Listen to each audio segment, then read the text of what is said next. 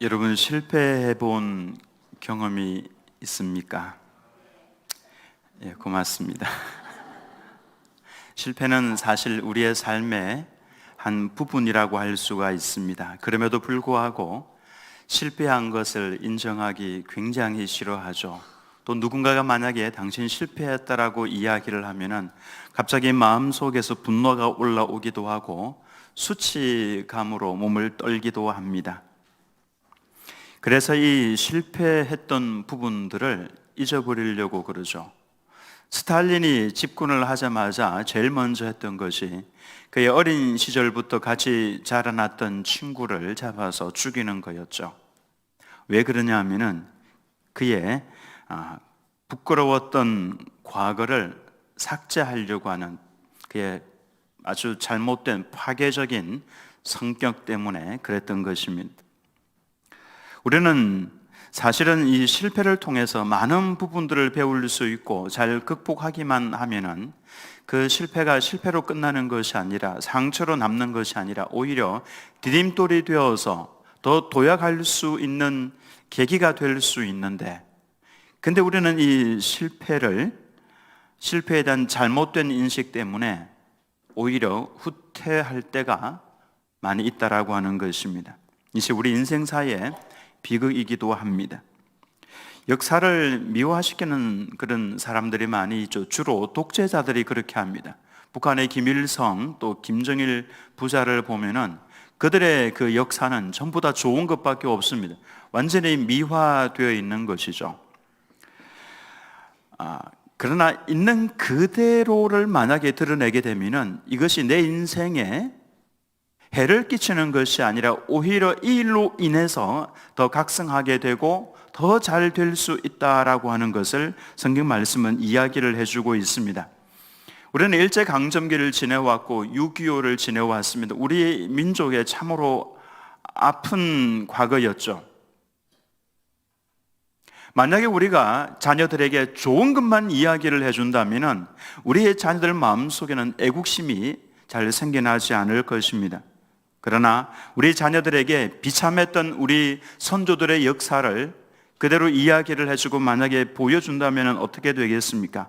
우리가 정쟁을 일삼는다고 국력을 키우지 못했었다고, 그래서 우리가 이렇게 많이 당했다라고 독립기념관을 찾아가서 또 전쟁기념관을 찾아가서 우리 선조들이 비참하게 찢기고 빼앗기고 죽었던 그 사진들과 동상들을 한번 보여주면 자녀들이 나올 때 주먹을 불끈 쥘 겁니다. 우리 대에는 외세의 침략을 허용을 하지 말자, 우리나라는 우리가 지키자, 자연스럽게 그 애국심이 고취가 되는 겁니다. 자녀들을 앉혀놓고 부모들의 과거에 힘들었던 역사들, 할아버지 할머니가 이곳에 시집 와서 또 결혼 생활을 하면서 힘들었던 그 일들을 이야기를 해주면은 자녀들이 주먹을 불끈 줍니다. 우리 할아버지, 우리 아버지, 어머니는 내가 책임을 질 거야. 나 좋은 것만 보여주면은 그러지 않죠. 뭐 다 잘 될 건데. 이렇게 생각을 하는 겁니다. 실패의 그 아픔들을 이야기를 해주면은 자녀들은 애국심도 가지게 되는 것이고 부모님에 대한 그 호심도 극진하게 되는 것이죠. 이처럼 실패는 온전히 나쁜 것이다라고만 말을 할 수는 없는 겁니다.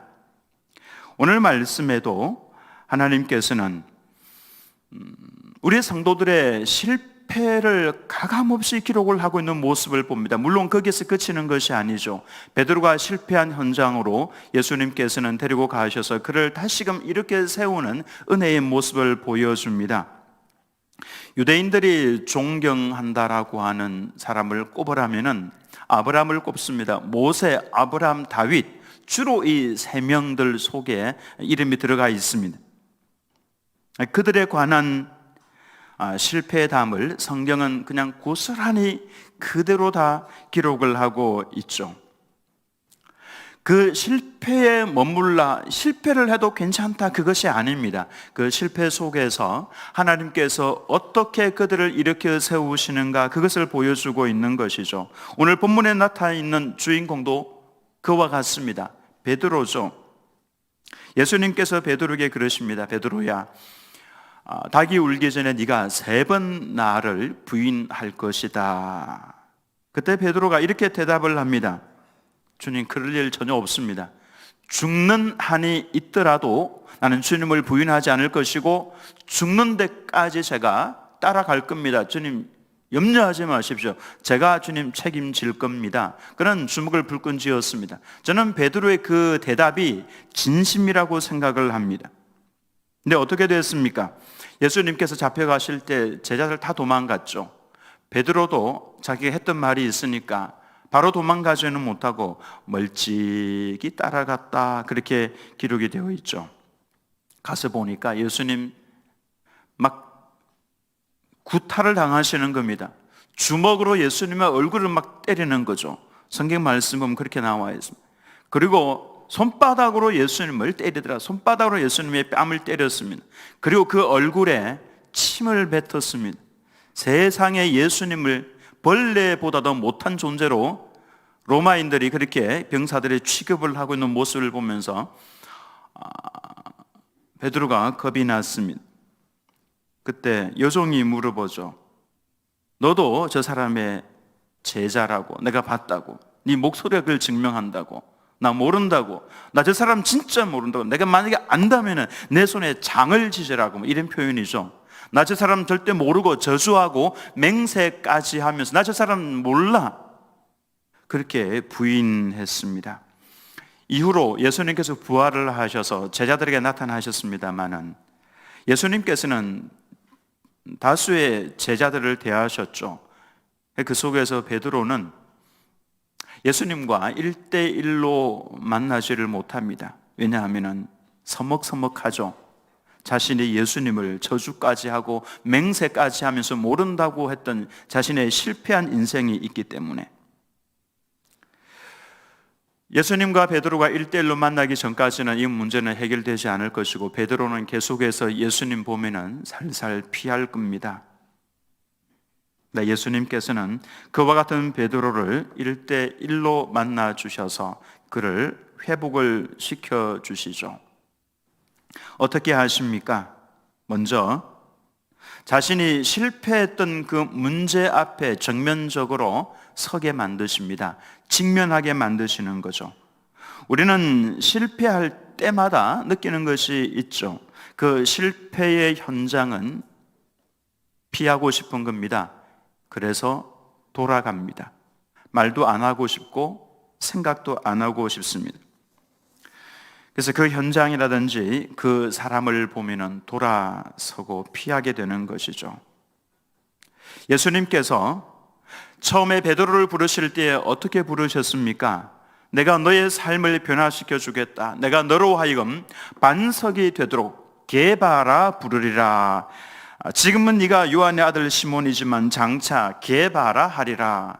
내가 너로 하여금 반석, 흔들리지 아니하는 반석과 같은 신앙인으로 어떤 핍박이 오든지 어떤 어려움이 오든지 전혀 흔들리지 않는 믿음의 반석 위에 서 있는 사람으로 내가 너를 만들어 주겠다. 그렇게 부르신 겁니다. 그리고 나를 따라오느라 내가 너로 하여금 사람을 낚는 어부가 되게 해주겠다. 지금까지 물고기 잡는 인생이었는데 이제는 차원이 다른 사람으로 내가 만들어 주겠다라고 예수님 말씀을 하셨죠. 그래서 이제 베드로가 그 반석과 사람을 낚는 어부가 될 그 찰나에 이제 내가 이제 그 정도 되었다라고 생각을 하고 있는 그 찰나에 그만 베드로는 그의 인생에 가장 큰 실수를 하게 됩니다. 가장 큰 실패를 하게 되죠. 예수님을 부인하고 맹세하면서 저주까지 했습니다. 나 저 사람 절대로 모른다고. 이제 예수님을 뵐 면목이 없습니다. 3절 말씀을 보면 내가 무슨 사람을 낚는 어부가 된다고.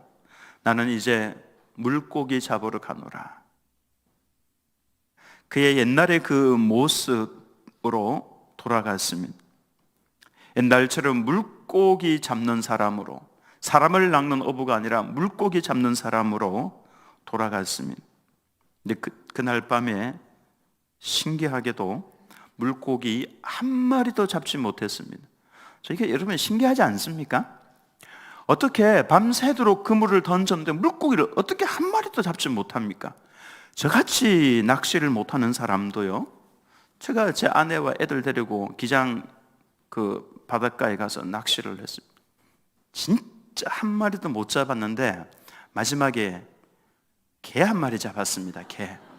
근데 개가 그냥 어떤 거 그렇게 한 것 물은 것도 아니고요, 팔꿈치를 어떻게 하다가 이렇게 했는데 그게 낚시 줄을 탁 걸린 겁니다. 이렇게 팔만 피면 떨어질 텐데 이렇게 자꾸 올라오더라고요. 그래서 그걸 자꾸 한참 쳐다보고 웃었습니다. 저처럼 낚시를 못하는 사람도 어떻게 하다가 보니까 개 한 마리도 잡았는데, 평생 물고기를 잡던 어부였던 이 베드로가 밤새 한 마리도 잡지 못해도 저는 여기에 하나님의 놀라운 방해가 있었다고 생각을 합니다. 한 마리도 잡지 못하게. 실패에 실패를 거듭한 거죠. 예수님의 제자가 되겠다고, 반석이 되겠다고 나섰다가 그는 실패했고, 그리고 밤새도록 물고기 잡으려고 했지만은 말도 안 되게 한 마리도 잡지를 못한 거죠. 나는 왜 하는 일마다 대체 왜 이런가라고 아마도 마음이 힘들었을 겁니다. 날이 새어갈 때에 바닷가에 한 남자가 서 있었는데 제자들은 그가 누군지 알아보지 못했습니다. 소리가 들려왔습니다. 얘들아, 고기가 좀 있느냐? 없습니다. 못 잡았습니다. 배 오른편에 한번 던져보아라. 오른편에 던졌더니 그물을 끌어당길 수 없을 정도로 정말로 많은 물고기가 잡혔습니다. 순간 이전에 생각이 났습니다. 예수님을 처음 만났을 때에 예수님께서 그날도 한 마리도 잡지 못했는데 깊은 곳에 그물을 던져라고 했을 때에 그물이 찢어질 듯이 많이 잡혔던 그 순간이 떠올라서 요한이 딱 보니까 주님이시다. 주님이라는 말씀을 듣고 베드로가 얼른 겉옷을 입고 물에 뛰어내렸습니다. 그리고는 헤엄을 쳐서 물 바깥으로 나왔죠. 그랬더니 놀랍게도 그곳에 예수님께서 세팅을 해놓으셨습니다. 9절 말씀을 보면은 육지에 올라보니 숯불이 있는데 그 위에 생선이 놓였고 떡도 있더라. 여기에 숯불이 등장합니다. 예수님께서 제자들을 먹이기 위해서 숯불 위에다 생선을 굽고 계셨고 떡도 준비를 해 놓으셨습니다. 근데 이 숯불, 예수님께서 의도적으로 그곳에 두셨던 도구입니다. 의도적으로. 왜냐하면 이 숯불은 베드로에게 있어서는 그의 실패의 현장을 떠올릴 수밖에 없는 도구가 이 숯불이기 때문에 그렇습니다. 가야바의 법정에 예수님께서 끌려가 있을 그때에 온갖 수모를 당하고 있을 때 베드로가 멀찍이 서서 안 보는 척하면서 쳐다보고 다시 고개를 돌려서 눈앞에 숯불을 쳐다보았죠.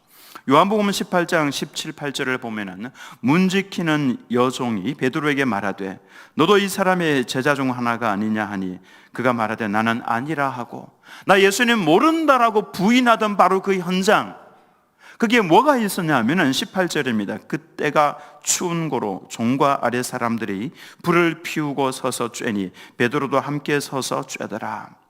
베드로가 안 보는 척하면서 예수님을 바라보고 그리고는 또 고개를 돌려서 얼마나 그 마음이 괴롭겠습니까? 눈앞에 있는 그 숯불을 보고 있는 겁니다. 무슨 정신이 있겠습니까? 숯불을 가만히 멍하니 바라보고 있는 것이죠. 근데 예수님께서 지금 그 숯불을 피워놓고 고기를 굽고 있는 겁니다. 이건 예수님께서 의도적으로 그렇게 하고 계시는 겁니다. 물론 구워놓은 생선 가져와서 먹이셔도 되는데 의도적으로, 여러분 알고 보면요, 예수님 하나님 참 재밌는 분입니다. 유머도 있으시고요, 그냥 어떤 것 하나도 그냥 지나가는 법이 없이 의도를 가지고 해놓은 것들이 굉장히 많이 있습니다. 베드로는 그의 가슴 속에 지금 너무 깊이 상처로 남아있기 때문에 닭이 울거나 숯불을 보거나 여종이 다가오면 깜짝깜짝 놀라게 되어 있습니다. 이걸 가리켜서 트라우마라고 그러죠. 트라우마 그러면은 죄를 당한 뒤에 생기는, 이 마음속에 생기는 비정상적인 정신적인 반응을 트라우마라고 그럽니다. 이게 바로 베드로의 가슴 속에 새겨져 버린 것이죠. 그래서 이 숯불 같은 거 보면은 그냥 말 안 하고 싶고 숨기고 싶고 피하고 싶어 합니다. 저도 보면은 깜짝 놀라는 트라우마가 있습니다. 등산을 제가 자주 하는데요, 등산을 하다가 보면은 약간 벼랑 쪽에 있는 흙이 있으면은 순간 깜짝 놀라면서 안쪽으로 피합니다. 저에게 본능적으로 그와 같은 반응이 일어납니다. 왜냐하면은 이전에도 말씀을 드린 적이 있는데, 백마 부대 시절에 이 훈련을 할 때 김신조 일당에 넘어왔던 그 산, 그 헐떡산이라고 그러는데요, 그 산이 굉장히 험합니다. 그 산을 훈련해서 올라가다가 그때가 겨울에서 봄 그 중간 정도 되는데 땅이 얼었다 녹았다고 하면서 땅이 푸석푸석하게 되어 있는 거기, 왼쪽 오른쪽에는 그냥 낭떠러집니다. 떨어지면 죽어요, 거기 떨어지면. 근데 거기 순간 흙더미를 딱 밟는 순간에 무너져 내린 것이죠. 그 무너져 내리면서 겨우 떨어지다가 거기 벽 가운데 나와 있는, 벼랑가에 나와 있는 소나무 뿌리 얇은 그 하나 딱 붙들고 대롱대롱 매달려서 살았습니다. 그 죽는 겁니다. 그 순간 저는 진짜 신기한 경험을 하나 했습니다. 어릴 때부터 지나왔던 사건들이 눈앞에 확 지나가는 거죠. 그러다가 마지막에 어디에서 딱 멈췄냐 하면은 어머니가 무릎을 꿇고 기도하는 모습에서 딱 멈췄습니다. 제가 어머니의 기도 때문에 살았다라고 간증을 합니다. 그때 이후로 나도 모르는 사이에 산에만 가면은 주섬주섬 산 안쪽으로 피합니다.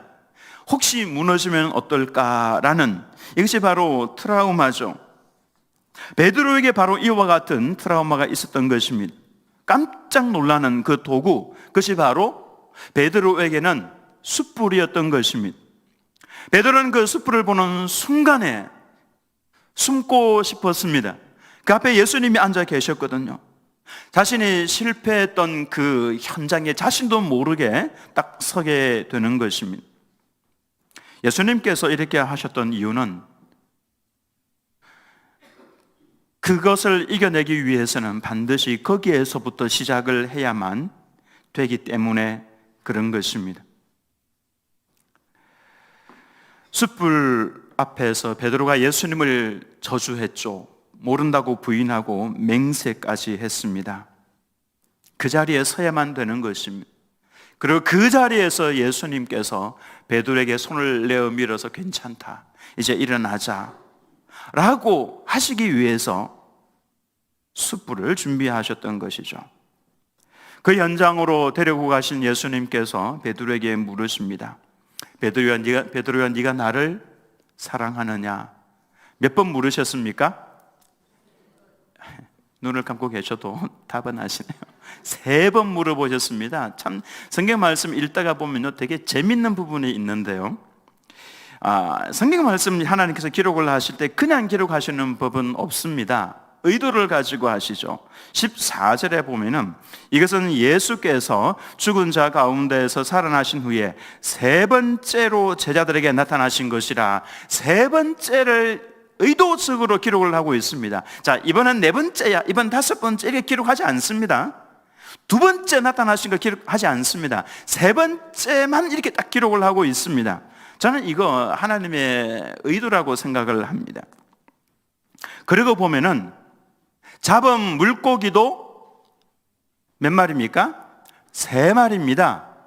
153마리죠. 4마리도 아니고 5마리도 아닙니다. 153마리, 3마리를 이렇게 의도적으로 기록을 하고 있죠. 하필 왜 152마리도 아니고 3마리를 잡게 하셨을까? 그리고 예수님께서 베드로에게 딱 3번 물어보셨습니다. 베드로도 예수님을 모른다고 3번 부인을 했었죠. 왜 그렇습니까? 예수님께서 왜 3번 물어보셨습니까? 베드로가 3번씩이나 예수님을 부인했던 그 현장에 예수님께서는 데리고 가셨습니다. 그리고는 네가 나를 모른다고 3번 부인했으니까 네 입으로 3번 나를 사랑한다라고 고백을 하기를, 3번 그 입으로 고백하기를 주님께서는 원하셨던 것이죠. 그렇게 하시면서 베드로를 완전하게 깨끗하게 다 회복을 시키시려고 그렇게 하셨던 것입니다. 우리는 실패 현장에서 다시금 일어나야만 합니다. 그 실패 현장을 외면해서도 안 되고 반드시 그 앞에, 그 현장에 서야만 합니다. 그리고 그곳에서 주님과 함께 주님의 손을 붙잡고 일어서야 인간인 우리의 가슴 속에 새겨지는 상처가 치료가 될 수가 있는 것이죠. 그렇지 않으면 한 발자국도 그곳에서 벗어날 수 없습니다. 잘하고 있는 것 같은데 어느 순간 그 상황에 딱 도달을 하면 원래대로 돌아갑니다. 거기에. 그래서 피하고 싶고 주눅이 드는 것이죠.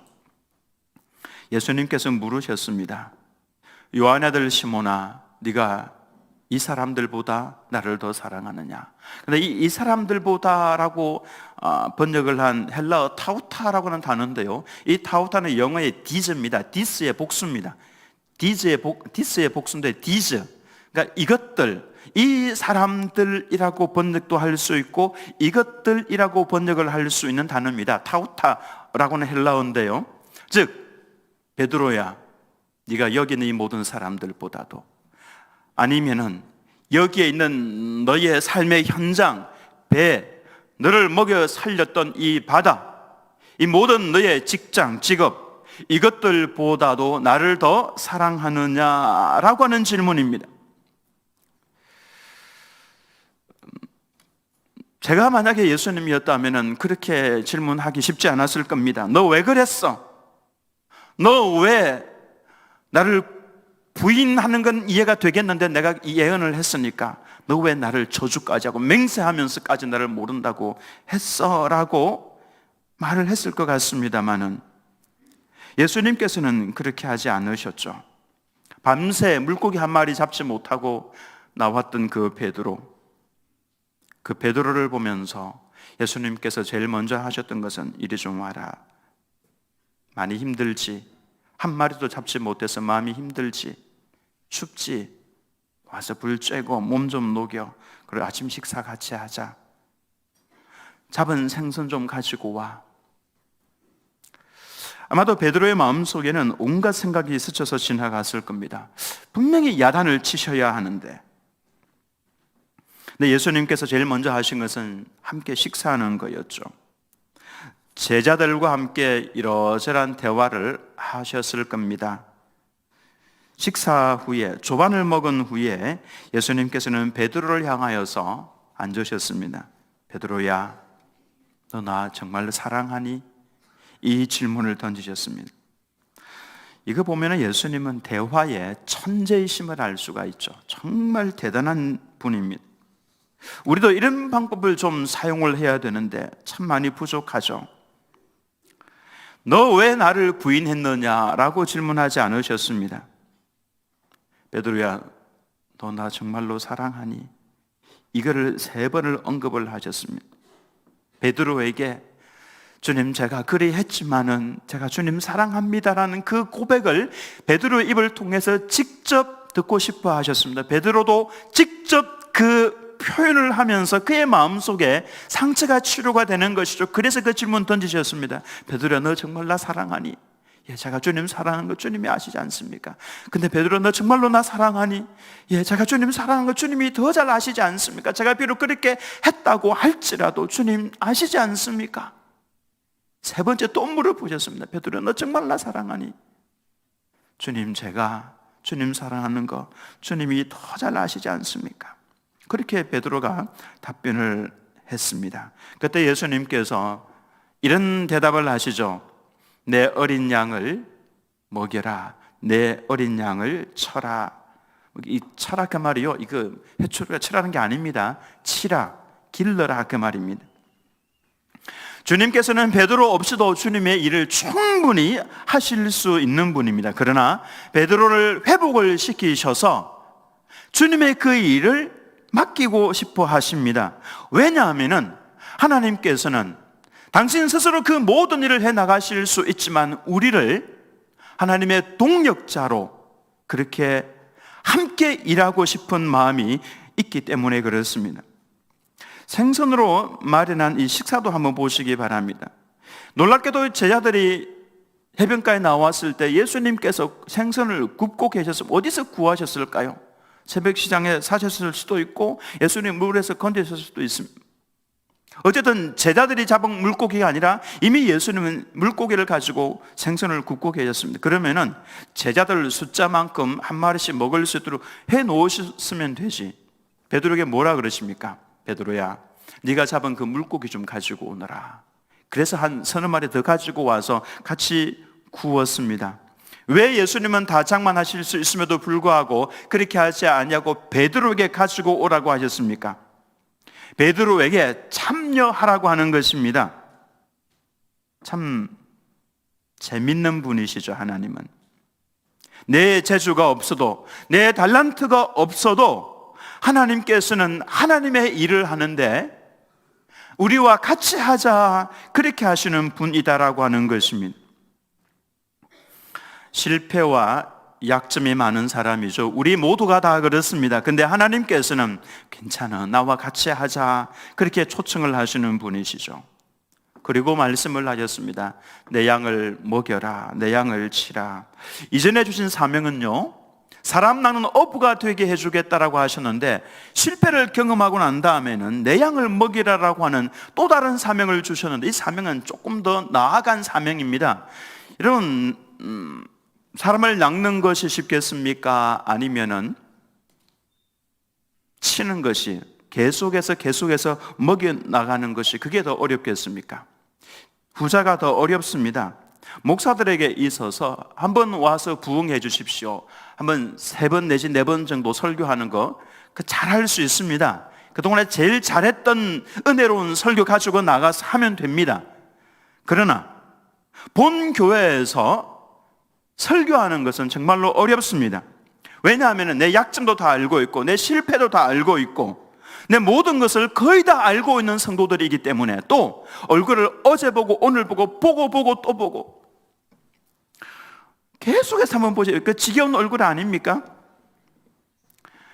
그런 상황에서 먹인다라고 하는 것은 결탄코 쉬운 것이 아닙니다. 참 놀라운 것은 예수님께서는 실패했던 이 베드로에게 다가오셔서 한 걸음 더 나아가는 사명을 주셨다라고 하는 것이죠. 실패를 통해서 더 성숙하는 것임을 보여주고 있는 것입니다. 예수님께서 누가복음 22장 31절 말씀에 시몬아 시몬아 보라, 사탄이 너희를 밀가부르듯 하려고 요구하였으나 그러나 내가 너를 위하여 네 믿음이 떨어지지 않기를 기도하였노니 너는 돌이킨 후에 내 형제를 굳게 하라. 내가 너를 위해서 믿음이 떨어지지 않도록 기도했다. 그러니 돌이킨 후에 내 형제를 굳게 하라. 누가복음 22장 33절에서 그가 말하되 주여, 내가 주와 함께 오게도 죽는 데에도 가기를 각오하였나이다. 그가 주먹을 불끈 쥐었습니다. 내가 주님을 위해서 이렇게 하겠습니다. 그때 34절에서 베드로야, 내가 네게 말하노니 오늘 닭 울기 전에 네가 3번 나를 모른다고 부인하리라. 왜 믿음이 떨어지지 않기를 예수님께서 기도하셨는데 베드로가 실패하는 것을 왜 허용을 하셨습니까? 베드로는 실패를 해야 합니다. 실패를 해야만 그걸 통해서 배우는 것이 있죠. 베드로는 내 주먹을 쥐고 내가 할 수 있다, 내가 할 수 있다라고 그렇게 주장을 하고 있습니다. 이것이 철저하게 깨어져야 합니다. 내가 내 힘으로 할 수 있는 것이 아무것도 없구나 라고 하는 것을 깨달아야만 합니다. 그래서 하나님께서는 베드로의 실패를 허용을 하셨던 것입니다. 여러분, 실패를 경험을 하셨습니까? 인간관계이든지 사업이든지 신앙이든지 도망은 해결책이 아닙니다. 직면하셔야 합니다. 예수님께서 우리를 그 현장으로 손을 잡고 이끌어 가십니다. 그때 거부하지 마시기 바랍니다. 그냥 그 현장에 서시기 바랍니다. 그리고 솔직하게 고백하시기 바랍니다. 주님, 제가 그리했습니다. 제가 잘못했습니다. 솔직하게 고백을 하시기 바랍니다. 그리고 네가 나를 더 사랑하느냐라고 하실 때 주님, 제가 주님을 더 사랑합니다. 주님께서는 우리를, 주님과 함께 이 부족한 사람을 함께 일하기를 원하고 계시는 분이십니다. 그래서 주님과 함께 그 자리에 서셔서 내가 주님을 이 모든 것들보다 더 사랑합니다 고백하면서 주님과 함께 다시금 출발선에 서서 더 깊은 관계, 더 깊은 일을 감당하는 우리 성도님들 다 되시기를 예수님의 이름으로 축원합니다.